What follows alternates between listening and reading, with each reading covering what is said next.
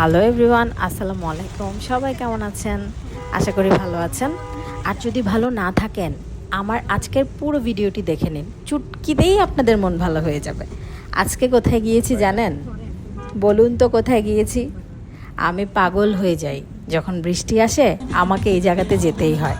ছোটোবেলা থেকেই আমি একটু এরকম, weather demand, cloudy, rainy, cravings, এই জিনিসগুলো না আমার মধ্যে অনেক বেশি।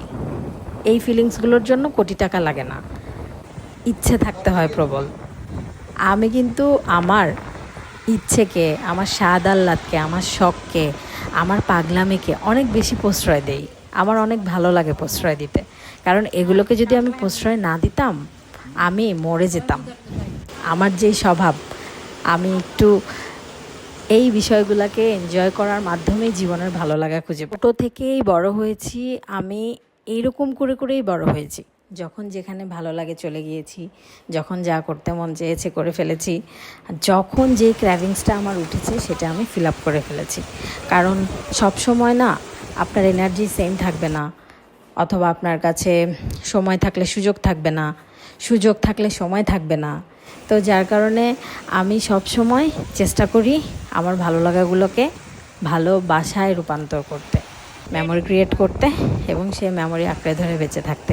কারণ সব কিছুই শেষ হয়ে যায়, শেষ হয় না শুধুই স্মৃতি। আর চট্টগ্রামে যেহেতু থাকি, পথেঙ্ঘাতে তো ছোটো থেকে বড় হয়েছি পর্যন্ত কতবার গিয়েছি এটার আসলে কোনো ঠিক নাই। আর বৃষ্টিতে তো দৌড় মারবো, মানে একটা দৌড়, জাস্ট একটা দৌড় মারবো, চলে যাব পতেঙ্গা। আর কফি, উফ, সমুদ্রে গেলে কফি খাবো না তা কি হয়? তো সেদিন হচ্ছে যে ঝুমঝুম বৃষ্টি পড়ছিল, তো জামাইকে বললাম যে আমার বৃষ্টিতে ভিজতেই হবে। তো সে জানে আমি কেমন, সেও আমার শখগুলোকে ভালোই প্রশ্রয় দেয়, অ্যান্ড আলহামদুলিল্লাহ আমাকে অনেক সাপোর্ট করে।